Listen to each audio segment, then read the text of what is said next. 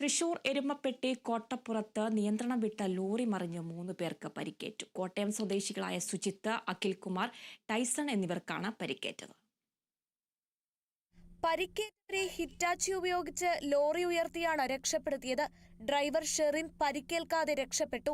പോലീസും ഫയർഫോഴ്സും എരുമപ്പെട്ടി ആക്സ് പ്രവർത്തകരും നാട്ടുകാരും ചേർന്നാണ് രക്ഷാപ്രവർത്തനം നടത്തിയത്.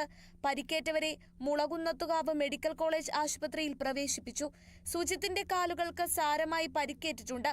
മാങ്ങാട് അത്താണി മെഡിക്കൽ കോളേജ് റോഡിൽ കോട്ടപ്പുറം അറ്റത്ര കോട്ടപ്പള്ളം വളവിൽ വെച്ചാണ് അപകടം നടന്നത്. കോട്ടയത്ത് നിന്നും ചാലുശ്ശേരിയിലേക്ക് ഗാനമേളയ്ക്കുള്ള സൗണ്ട് സിസ്റ്റവുമായി പോകുകയായിരുന്നു ലോറി.